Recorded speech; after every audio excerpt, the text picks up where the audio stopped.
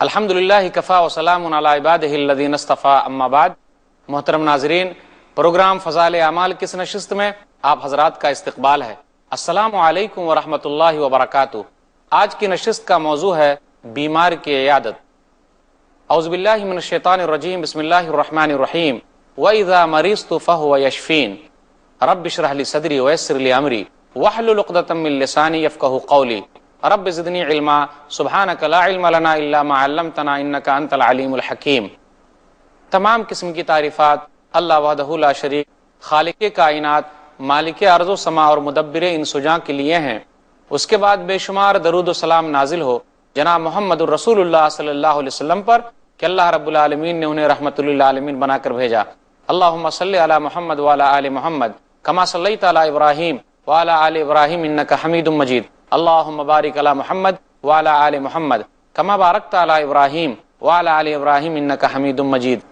ناظرین کرام، میں نے سورہ شعراء سورہ نمبر 26 کی آیت نمبر 80 آپ کے سامنے پڑھی ہے۔ اللہ تعالیٰ سے دعا ہے کہ اللہ تعالیٰ ہم لوگوں کو بیمار کی بیمار پرسی کرنے کی توفیق دے، مریض کی عیادت کی توفیق دے۔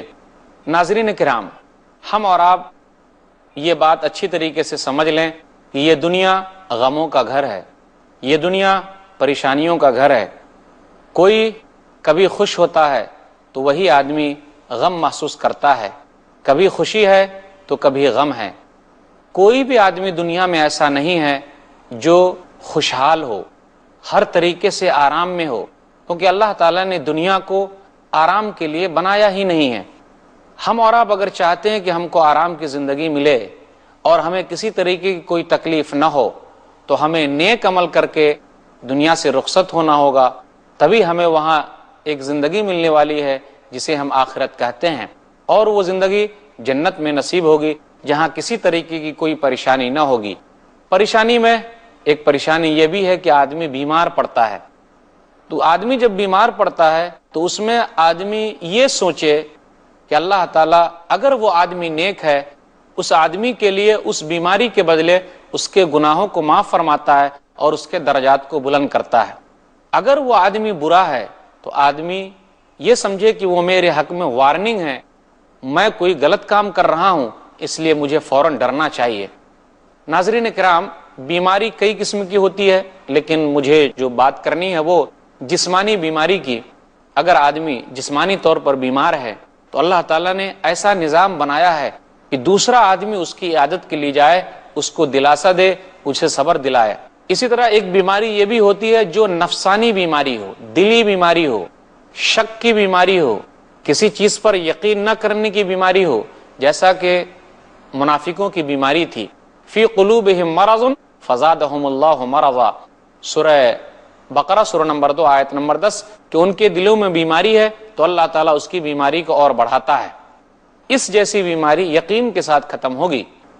میں بات کر رہا ہوں جسمانی بیماری کی، تو یہ کہنا چاہتا ہوں کہ دنیا کا کوئی بھی آدمی ایسا نہیں ہے جو بیمار نہ ہوا ہو۔ اللہ تعالیٰ بیمار کرتا ہے اور اللہ تعالیٰ ہی شفا دیتا ہے۔ جب اللہ تعالیٰ نے نبیوں کو بیمار کیا تو ہم اور آپ کون ہیں؟ آرام سے اللہ تعالیٰ ہم لوگوں کو بیمار کر سکتے ہیں اور وہی شفا دے سکتے ہیں۔ جو آیت میں نے پڑھی تھی اس کا ترجمہ یہ ہے، وَإِذَا مَرِضْتُ فَهُوَ يَشْفِينِ۔ ابراہیم علیہ السلام کہتے ہیں کہ میں جب بیمار پڑتا ہوں تو وہی اللہ مجھے شفا دیتا ہے۔ آپ غور کیجئے، ڈاکٹر کو صحیح دوا لکھنے کی توفیق کون دیتا ہے؟ صرف اور صرف اللہ۔ دوا کے اندر تاثیر نہیں ہے کہ ہمیں صحیح کر سکے، دوا کے اندر ہمیں صحیح کرنے کی تاثیر دینے والا کون ہے؟ صرف اور صرف اللہ ہے۔ ہم اور آپ یہ یاد کرتے چلیں اور اچھی طریقے سے ذہن میں رکھیں کہ ہمیں کسی طرح کی کوئی بھی پریشانی لاحق ہوتی ہے تو اللہ تعالیٰ اس کے بدلے ہمارے گناہوں کو مٹاتا ہے۔ میں ایک حدیث آپ کو سناتا چلوں، وہ بہتر ہوگا تاکہ جب ہم بیمار پڑیں تو افسوس نہ کریں۔ بہت سارے لوگ شکوے شکایت کرتے ہیں، افسوس کرنے لگتے ہیں، کہتے ہیں کہ اللہ تعالیٰ نے تو مجھے ہی بیمار کیا، اللہ تعالیٰ میرے ہی خاندان کو بیمار رکھا ہے۔ جی نہیں، غور کیجئے، ایوب علیہ السلام 18 سال تک بیمار رہے، کیا انہوں نے کبھی اللہ کے خلاف اس طریقے کے جملے استعمال کیے؟ جی نہیں۔ ہم اور آپ اگر بیمار پڑتے ہیں تو اللہ تعالیٰ اس بیماری کے بدلے ہمارے گناہوں کو معاف فرماتا ہے۔ صحیح بخاری کتاب المرضى کتاب نمبر 75 حدیث نمبر 5642، نبی صلی اللہ علیہ وسلم نے کیا کہا؟ ما یصیب المسلم من نصب ولا وصب ولا ہم ولا حزن ولا اذن ولا غم حتى الشوکۃ یشاکها الا کفر اللہ بها من خطایاہ۔ نبی صلی اللہ علیہ وسلم نے کہا کہ کسی بھی مسلمان آدمی کو دلی بیماری پہنچے یا پھر جسمانی بیماری پہنچے، کوئی غم پہنچے، کوئی تکلیف پہنچے، یہاں تک کہ پیر میں کانٹا بھی چبھ جائے، تو اللہ تعالیٰ اس چبھن کے بدلے، اس تکلیف کے بدلے اس کے گناہوں کو معاف فرماتا ہے۔ اللہ تعالیٰ پریشانی کو دور کرتا ہے، وہی پریشانی دینے والا ہے اور وہی پریشانی کو دور کرنے والا ہے۔ اس لیے اسلام کے اندر یہ جو طریقہ ہے تقدیر پر بھروسہ کرنے کا، الحمدللہ لوگوں کے لیے کافی سکون کا ذریعہ ہے۔ ورنہ بہت سارے لوگ ایسے ہیں جو جب بیماری میں مبتلا ہوتے ہیں تو خودکشی کر لیتے ہیں، وہ تقدیر پر بھروسہ نہیں کرتے۔ کیا کبھی ایوب علیہ السلام نے کوشش کی کہ وہ خودکشی کریں جبکہ وہ 18 سال تک بیمار رہیں؟ ہم غور کریں، سوچیں کہ اگر ہم بیمار ہیں تو اللہ تعالی ہمارے گناہوں کو معاف فرما رہا ہے۔ دنیا میں سب سے زیادہ تکلیف نبیوں کو دی جاتی ہے، نبی سب سے زیادہ تکلیف اٹھاتے ہیں۔ ایک حدیث ہے سنن ترمذی کتاب الزہد کتاب نمبر 34 حدیث نمبر 2398، سعد رضی اللہ تعالیٰ عنہ نے نبی صلی اللہ علیہ وسلم سے پوچھ لیا ای الناس اشد بلاء، اللہ کے رسول سب سے زیادہ کسے تکلیف پہنچتی ہے؟ تو اللہ کے رسول نے کیا کہا صلی اللہ علیہ وسلم؟ الانبیاء ثم الامثل فالامثل، کہ سب سے زیادہ تکلیف نبیوں کو دی جاتی ہے، اس کے بعد جو لوگ نیک ہوتے ہیں ان کو، اس کے بعد جو لوگ ہوتے ہیں ان کو۔ تو جو آدمی ایمان کا جتنا پکا ہوگا اللہ تعالیٰ اسے اتنا ہی آزمائے گا تاکہ قیامت کے دن اس کے درجات کو بلند کرے۔ بہت سارے لوگ ایسے ہیں جب بیماری میں مبتلا ہوتے ہیں تو موت کی تمنا کرنے لگتے ہیں، ہرگز نہیں، یہ ہونا ہی نہیں چاہیے، خودکشی کرنا ہی نہیں چاہیے۔ اسلام نے بالکل سختی کے ساتھ منع کیا ہے کہ آدمی اپنی جان کو ہلاک کر لے۔ کیوں؟ اگر وہ نیک ہے تو اللہ تعالیٰ اسے نیکی کرنے کی اور زیادہ توفیق دے گا، اور اگر وہ برا ہے تو اللہ تعالیٰ اس کو برائی سے توبہ کرنے کی توفیق دے گا۔ یہ حدیث ہے، نبی صلی اللہ علیہ وسلم نے ارشاد فرمایا، صحیح بخاری کتاب المرضى کتاب نمبر 75 حدیث نمبر 5673، نبی صلی اللہ علیہ وسلم نے کیا کہا کہ کوئی بھی آدمی موت کی تمنا نہ کرے، اگر وہ اچھا ہے تو اللہ تعالیٰ اسے اچھائی کی توفیق دے گا، اور اگر وہ برا ہے تو اللہ تعالیٰ اسے گناہوں سے توبہ کرنے کی توفیق عطا فرمائے گا۔ میں نے جو بات کہی تھی آپ سے کہ ایوب علیہ السلام کو اللہ تعالیٰ نے بیماری میں آزمایا ہے، کبھی ہم نے غور کیا، کبھی ہم نے سوچا؟ ہم 18 دن کیا، 18 مہینے کیا، 18 گھنٹے بھی بیمار نہیں پڑتے لیکن شکوے شکایت کرنے لگتے ہیں۔ ایوب علیہ السلام لمبے سمے تک بیمار تھے لیکن انہوں نے کبھی شکوے شکایت نہیں کیے، جزا فضا نہیں کیا، خودکشی کی انہوں نے کوشش نہیں کی۔ اللہ تعالیٰ کیا کہتا ہے؟ سورہ انبیاء سورہ نمبر 21 آیت نمبر 83 آیت نمبر 84، وَأَيُّوبَ إِذْ نَادَىٰ رَبَّهُ أَنِّي مَسَّنِيَ الضُّرُّ وَأَنْتَ أَرْحَمُ الرَّاحِمِينَ فَاسْتَجَبْنَا لَهُ فَكَشَفْنَا مَا بِهِ مِنْ ضُرٍّ وَآتَيْنَاهُ أَهْلَهُ وَمِثْلَهُمْ مَعَهُمْ رَحْمَةً مِّنْ عِنْدِنَا وَذِكْرَىٰ لِلْعَابِدِينَ۔ اور جب ایوب نے پکارا کہ اللہ مجھے تکلیف پہنچی ہے، تو بڑا رحم کرنے والا ہے، تو اللہ تعالیٰ کیا کہتا ہے کہ اس دعا کو ہم نے سن لیا اور ہم نے اس سے ان کی تکلیف کو دور کر دی، اور جو پریشانیاں لاحق تھی اس کو ختم کر دیا، پھر جو چیز ان کی ختم ہو گئی تھی اللہ تعالیٰ کہتا ہے ہم نے اس کو لوٹا دیا۔ وَذِكْرَىٰ لِلْعَابِدِينَ، اور یہ نصیحت ہے بندوں کے لیے۔ تو ایوب علیہ السلام ہمارے لیے بہت بڑی نصیحت ہے کہ اگر ہم بیمار پڑتے ہیں تو ہم بھی سوچیں، صبر کریں۔ ایوب علیہ السلام نے کیسے صبر کیا تھا، اس لیے صبر ایوب کافی مشہور ہے۔ کیا ہم اور آپ کوشش نہیں کر سکتے؟ بالکل کر سکتے ہیں۔ مریض، بیمار آدمی، جو آدمی بیمار پڑتا ہے، ہم مسلمانوں کے لیے ضروری ہے کہ ہم اس کی عیادت کریں، اس کی بیمار پرسی کریں۔ تو کم سے کم ان کو فون کر کے پوچھیں بھائی کیسے ہو، کیسے حالات چل رہے ہیں، ڈاکٹر سے دکھایا، کیسی خیریت ہے؟ یہ پوچھنا ایک حق ہے ایک مسلمان کا دوسرے مسلمان پر۔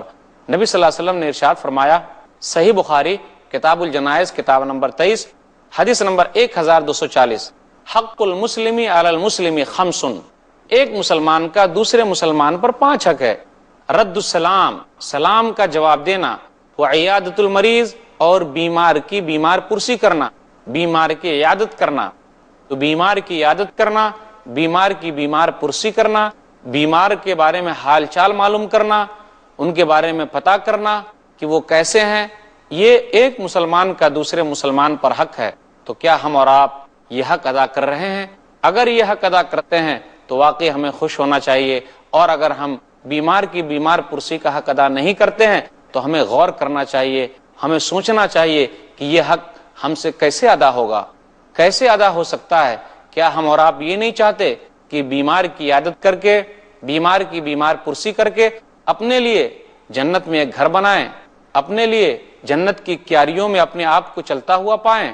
بڑی خوش نصیبی کی چیز ہے جو لوگ بیمار کی عیادت کرتے ہیں، بیمار کی بیمار پرسی کرتے ہیں، اس کی دیکھ بھال کرتے ہیں، ان کے لیے کوشش کرتے ہیں، ان کے پاس جاتے ہیں۔ بہت بڑی فضیلت حدیث کے اندر بیان کی گئی ہے۔ نبی صلی اللہ علیہ وسلم نے ارشاد فرمایا، صحیح بخاری کتاب الجنائز کتاب نمبر 23 حدیث نمبر 1240، حق المسلمی علی المسلمی خمس، ایک مسلمان کا دوسرے مسلمان پر 5 حق ہے۔ رد السلام، سلام کا جواب دینا، وعیادت المریض، اور بیمار کی بیمار پرسی کرنا، بیمار کی عیادت کرنا۔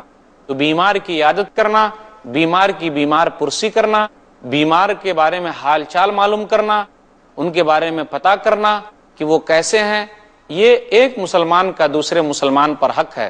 تو کیا ہم اور آپ یہ حق ادا کر رہے ہیں؟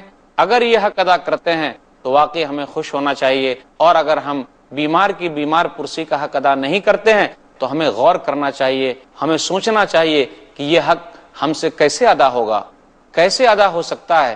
کیا ہم اور آپ یہ نہیں چاہتے کہ بیمار کی عیادت کر کے، بیمار کی بیمار پرسی کر کے اپنے لیے جنت میں ایک گھر بنائیں، اپنے لیے جنت کی کیاریوں میں اپنے آپ کو چلتا ہوا پائیں؟ بڑی خوش نصیبی کی چیز ہے جو لوگ بیمار کی عیادت کرتے ہیں، بیمار کی بیمار پرسی کرتے ہیں، اس کی دیکھ بھال کرتے ہیں، ان کے لیے کوشش کرتے ہیں، ان کے پاس جاتے ہیں۔ بہت بڑی فضیلت حدیث کے اندر بیان کی گئی ہے۔ نبی صلی اللہ علیہ وسلم نے مختلف حدیث میں بیان فرمایا، صحیح بخاری کتاب المرضع کتاب نمبر 75 حدیث نمبر 5649، اطعم الجاع وعود المریض وفک العانی، بھوکوں کو کھلاؤ، بیمار کی بیمار پرسی کرو، اور جو پریشان حال ہے اس کو چھڑاؤ، گردن چھڑاؤ، لوگوں کو آزاد کراؤ۔ کتنی فضیلت کی چیز ہے، لوگوں سے کہا جا رہا ہے کہ بیمار کی بیمار پرسی کریں۔ ایک حدیث اگر میں آپ کو سناؤں تو آپ تعجب کریں گے کہ قیامت کے دن اللہ تعالیٰ کس طریقے سے پوچھنے والا ہے کہ جو لوگ بیمار کی بیمار پرسی نہیں کرتے، بیمار کا حال چال معلوم نہیں کرتے، اللہ تعالیٰ سختی کے ساتھ ان سے نمٹے گا۔ صحیح مسلم کتاب البر والصلہ کتاب نمبر 45 باب نمبر 13 باب فضل عیادت المریض حدیث نمبر 2569، یہ حدیث قدسی ہے۔ اللہ تعالیٰ کہے گا قیامت کے دن، یا ابن آدم، اے آدم کی اولاد، میں بیمار تھا فلم تعدنی، لیکن تم نے میری بیمار پرسی نہیں کی۔ اب آپ کو سن کر تعجب ہوگا کہ اللہ تعالیٰ کیسے بیمار پڑتا ہے؟ تو وہ آدمی ویسا ہی جواب دے گا، کیسے تو بیمار پڑتا ہے، وہ انت رب العالمین، تو جہان کا رب ہے۔ تو اللہ تعالیٰ کیا کہے گا؟ دیکھیے بیمار کی عادت کرنا کتنا عام ہے۔ اللہ تعالیٰ کہے گا میرا فلاں بندہ بیمار تھا، اگر تو اس کے پاس جاتا تو مجھے وہاں پاتا۔ یعنی بیمار کی بیمار پرسی کرنا کافی اہم چیز ہے، بیمار کے بارے میں خیریت معلوم کرنا کافی اہم چیز ہے، اور اگر اس میں ہم کوتاہی کریں گے تو قیامت کے دن اللہ تعالیٰ پوچھے گا کہ تو نے بیمار کی بیمار پرسی کیوں نہیں کی تھی؟ اور اس انداز کو اللہ تعالیٰ نے اس طریقے سے لیا کہ میں بیمار تھا، اللہ تعالیٰ نے اس طریقے سے اندازہ لیا کہ میں بیمار تھا اور تو نے میری عیادت نہیں کی۔ تو آدمی کہے گا کیف اعودک وانت رب العالمین، میں تیری بیمار پرسی کیسے کروں، تو جہان کا رب ہے۔ آپ کے لیے یہ کافی اچھی چیز ہوگی، ہم لوگ سب کے لیے کافی اچھی چیز ہوگی کہ اگر ہم بیمار کی بیمار پرسی کرتے ہیں تو ہمارے لیے فائدہ ہے۔ کتنا بڑا فائدہ! اس درمیان میں، جس درمیان میں ہم بیمار کی بیمار پرسی کے لیے جاتے ہیں، جنت کی کیاریوں میں گھومتے رہتے ہیں۔ کتنی بڑی فضیلت کی چیز، اللہ اکبر، کہ آدمی اگر اس پر عمل کرے تو جنت کی کیاریوں میں گھومنے لگے۔ نبی صلی اللہ علیہ وسلم نے حدیث میں بیان فرمایا، صحیح مسلم کتاب البر والصلہ کتاب نمبر 45 باب نمبر 13 باب فضل عیادت المریض حدیث نمبر 2568، من عاد مریضا لم یزل فی خرفۃ الجنہ، جو کوئی بھی آدمی کسی بیمار کی بیمار پرسی کرتا ہے، حال چال معلوم کرتا ہے، اس کے گھر جاتا ہے، ہاسپٹل جاتا ہے، وہ جہاں موجود ہے وہاں جاتا ہے، یا پھر کسی اور طریقے سے پوچھتا ہے تو وہ برابر جنت کی کیاریوں میں گھوم رہا ہے. خرفت الجنہ، صحابہ نے پوچھا اللہ کے رسول خرفت الجنہ کیا ہے؟ نبی صلی اللہ علیہ وسلم نے کیا کہا؟ جناحا، جنت کے باغوں میں گھوم رہا ہے. اتنی بڑی فضیلت ہے، اس لیے ہمارے لیے ضروری ہے کہ ہم اپنی طاقت کے اعتبار سے بیمار کی بیمار پرسی کریں. نبی صلی اللہ علیہ وسلم نے تو یہاں تک کہا جس آدمی کے اندر یہ صفت پائی جائے وہ آدمی جنت میں داخل ہو گیا. صحیح مسلم کتاب الزکاہ کتاب نمبر 12 حدیث نمبر 1028 نبی صلی اللہ علیہ وسلم نے ارشاد فرمایا من اصبح منکم اليوم صائما، آج کون روزے سے ہے؟ تو ابو بکر صدیق رضی اللہ تعالیٰ عنہ نے کہا انا، میں روزے سے ہوں. پھر نبی صلی اللہ علیہ وسلم نے پوچھا فمن تبع منکم اليوم جنازۃ، آج کون جنازے کے پیچھے گیا تھا؟ ابو بکر صدیق رضی اللہ تعالیٰ عنہ نے کہا انا، میں اللہ کے رسول صلی اللہ علیہ وسلم. پھر نبی صلی اللہ علیہ وسلم نے پوچھا فمن اطعم منکم اليوم مسکینا، آج کس نے غریب آدمی کو کھلایا، مسکین کو کھلایا؟ تو ابو بکر صدیق رضی اللہ تعالیٰ عنہ نے کہا انا یا رسول اللہ، میں اللہ کے رسول. پھر نبی صلی اللہ علیہ وسلم نے پوچھا فمن عاد منکم اليوم مریضا، آج کس آدمی نے کسی بیمار کی بیمار پرسی کی، بیمار کی عیادت کی؟ ابو بکر صدیق رضی اللہ تعالیٰ عنہ نے کہا انا، میں اللہ کے رسول. آگے نبی صلی اللہ علیہ وسلم کیا کہتے ہیں؟ مجتمعنا فی امرئ الا دخل الجنہ، جس آدمی کے اندر یہ صفات پائی جائے گی، جس آدمی کے اندر یہ کمالات پائے جائیں گے، جس آدمی کے اندر یہ اچھائیاں پائی جائے گی، وہ آدمی جنت میں داخل ہو گیا. تو کیا ہم اور آپ نہیں چاہتے کہ جنت میں داخل ہو؟ جی ہاں ضرور چاہتے ہیں. یہی تو ہمارا منشا ہے، یہی تو ہماری محنت ہے، یہی تو ہماری کوشش ہے. نبی صلی اللہ علیہ وسلم نے کیا کہا؟ جو بیمار کی بیمار پرسی کرے گا وہ آدمی جنت میں داخل ہو گیا. اب ہمارے لیے ضروری ہے کہ ہم وہ آداب بھی جان لیں کہ ہم بیمار کی بیمار پرسی کیسے کریں، بیمار کی عیادت کیسے کریں، بیمار کے بارے میں حال چال کیسے معلوم کریں. ہمارے لیے ضروری ہے کہ اگر ہم بیمار کی عیادت کرنے جاتے ہیں، بیمار کی بیمار پرسی کرنے جاتے ہیں تو زیارت کے آداب کا خیال رکھیں. گھر جاتے ہیں تو تاک جھانک نہ کریں، عورتوں کی طرف نظر اٹھا کر نہ دیکھیں، ادھر ادھر گھر کی چیزوں کی طرف نظر اٹھا کر نہ دیکھیں، بلکہ جس سے ملنے کے لیے جا رہے ہیں اس سے ملیں، سلام کرتے ہوئے داخل ہوں، کچھ تحفے تحائف لے کر جائیں، ہم ان کے لیے دعا کریں. مریض کے پاس ہم بیٹھیں اور مریض سے بھی دعا کروائیں اپنے لیے، اور مریض کے لیے بھی دعا کریں. ہم یہ خیال رکھیں کہ مریض کے پاس سونے کے وقت نہ جائیں. ہم یہ خیال رکھیں کہ مریض کے پاس، بیمار آدمی کے پاس زیادہ دیر تک نہ بیٹھیں. ہم یہ خیال رکھیں کہ بیمار آدمی کے پاس ہم زیادہ جا کر باتیں نہ کریں. ہم یہ خیال رکھیں کہ بیمار آدمی کے پاس ہم بار بار جا کر ان کو پریشان نہ کریں. ہم یہ خیال رکھیں کہ ہم بیمار آدمی کے پاس جائیں تو ان کو صبر دلائیں، ہم ان کے لیے اللہ سے دعا کریں کہ اللہ تعالیٰ ان کو صبر دے.